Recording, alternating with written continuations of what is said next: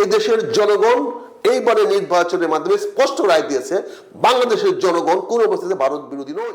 Diplomacy Bangladesh এখন আমরা যদি বলি, ফার্স্ট অফ আপনি একদিন বলছিলেন যে, এখানে বসেই বলছিলেন যে এই ভারতের সাথে আমরা যুদ্ধ করতে যাব না, আমি আমার অধিকারগুলো সমভাবে আদায় করে নেব, তার সম্মানের সাথে আদায় করে নেব, যার যার জায়গায় সম্মান থাকবে। বাংলাদেশের সাথে গত 18 মাসে ভারতের সম্পর্ক তলানিতে, এবং ভারত বারবার বলছিল যে আমরা একটা রাজনৈতিক সরকারের অধীনে সম্পর্কটাকে, আমরা রাজনৈতিক সরকারের অপেক্ষায় রাজনৈতিক সরকারের সাথে সম্পর্কটা করতে চাই, আবার সুসংহত করতে চাই। এখন এই ভারতের সাথে সম্পর্ক কেমন হবে আর ডিপ্লোমেসিটাই বা কেমন হবে, ছোট করে যদি বলেন একেবারে শেষ। আমি এটাকে আমাকে একটু বেশি দিয়ে আমি এখানে বলছি, এইবারে নির্বাচন কতগুলো প্রশ্নের জবাব দিয়ে দিয়েছে। 50 জন ঋণ খেলাপের বিরুদ্ধে আপনারা এই সুশীল সহ অনেক কথা বলেছেন, কিন্তু জনগণ বলেছে এটা কোনো বিষয় না, এটা ব্যাংক টু ব্যাংক বিষয়, এটা যার কাছে টাকা নিয়েছে তার বিষয়, যে টাকা দিয়েছে তার বিষয়। এখানে জনগণের কোনো স্বার্থ হানিও হয় না, জনগণের কনসার্নও না, দেখা গেছে সবাই পাশ করে আসছে। তার মানে জনগণ তাদেরকে তাদের নেতা হিসেবে মেনে নিয়েছে। কাজে সংবিধানের মধ্যে যেহেতু নাই, এই আরপিও সংশোধন করা হোক। আরেকটি পয়েন্ট জনগণ ক্লিয়ার করে দিয়েছে, দুই দেশের দ্বৈত নাগরিক কোনো সমস্যা নয়, কারণ কোনো দ্বৈত নাগরিককে জনগণ প্রত্যাখ্যান করে নাই, তারা পাশ করে আসছে। এবং তারা পাশ করে আসছে অর্থাৎ জনগণের নিয়ে মাথা ব্যথা নয়, সংবিধানও আমার নাই। কাজে যারা উদ্দেশ্য প্রণীত আরপিও সংশোধন করেছিল এটাকে নালিফাই করে দিয়ে জনগণ, এটা প্রয়োজন নাই। চতুর্থ যেটা কথা হয়েছে, আমরা সবাই বলেছি যে কারা ভারতের বিরুদ্ধে শক্ত অবস্থা নিয়েছে, কারা ভারতের পক্ষে শক্ত অবস্থা নিয়েছে।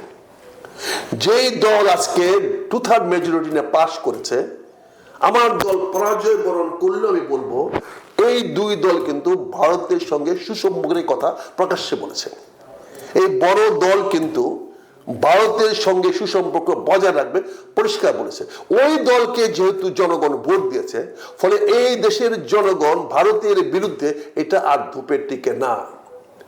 এটা যদি আমরা কেউ করতে যাই, আমাদের রিকনসাইল করতে হবে, আমাদের জিনিসটা পূর্ণ বিবেচনা করতে হবে। এই দেশের জনগণ এইবারে নির্বাচনের মাধ্যমে স্পষ্ট রায় দিয়েছে বাংলাদেশের জনগণ কোন অবস্থাতে ভারত বিরোধী নয়। আমি হতে পারি, আমার বন্ধু বান্ধব হইতে পারে, আমার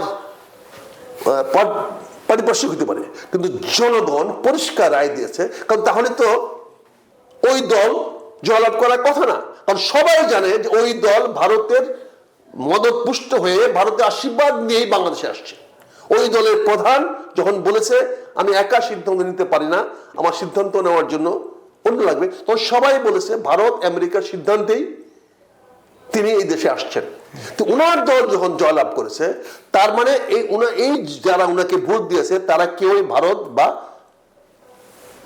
আমেরিকান বিরোধী নয়। কাজে এই বিষয়গুলো পরিস্থিতি, এটা যতক্ষণ পর্যন্ত পরিবর্তন না হবে, জনগণের ভোটের ধরন যখন না বদলবে, জনগণ যদি ভারত বিরোধী চক্রকে গোষ্ঠীকে ভারত রাজনৈতিক দলকে ভোট না দেয়, বিজয় না করে, তাহলে এই ন্যারেশন চেঞ্জ হবে না। এটা ব্যক্তির ন্যারেটিভ হতে পারে, আমাদের কিছু সমষ্টিগত লোকের হতে পারে, কিন্তু সামষ্টিক না একেবারেই। কাজে এইখানে ভারতের সঙ্গে সুসম্পর্ক ভারত অত্যন্ত দক্ষতার সঙ্গে করবে। কারণ আমরা কিন্তু গ্লোবাল পলিটিক্সের পার্ট হলে আমরা মাঠে মারা যাব। এমনকি রিজিওনাল পলিটিক্স আমাদের ইনভলভ হওয়া দরকার নাই, আমাদের উচিত 1-to-1 পলিটিক্স। কারো কাছ থেকে নিব, কারো কাছ থেকে দিব, নিজের স্বার্থ সংরক্ষণ করে, এবং যার কাছ থেকে নিব তারও স্বার্থ সংরক্ষণ করে ওই নন সিচুয়েশনে আমাদের ডিপ্লোমেসি হবে। আমরা রিজিওনাল কনফ্লিক্টে যাব না, আমরা গ্লোবাল কনফ্লিক্টে যাব না, আমরা কারো পক্ষ নেব না। অত্যন্ত একেবারেই দরিদ্র দেশ, কাজে আমাদের এখানে এই সরকার এই তার পররাষ্ট্রনীতি যদি সফল করতে পারে, তাহলে ভারতের সঙ্গে আমেরিকার সঙ্গে সুসম্পর্ক আসবে, এটাই স্বাভাবিক। আর চীনের সঙ্গে একটা বাণিজ্যিক সম্পর্ক থাকবে, এটা কেউ পরিহার করতে পারবে না, কেউ চেঞ্জ করতে পারবে না, এটা ন্যাচারাল হয়ে গেছে। চীনের অর্থনৈতিক স্বার্থ বাংলাদেশের অর্থনৈতিক স্বার্থ একত্রে মিশে গেছে, এটাকে কেউ ডিফার করতে পারবে না। কাজে এখানে এই ত্রিশক্তির সঙ্গে বাংলাদেশের একটা সুসম্পর্ক থাকবে, এটা বদলানোর কারো সাধ্য নেই, এবং বর্তমান সরকার ও দক্ষতার সঙ্গে সেটা সফল করতে পারবে বলে আমার বিশ্বাস।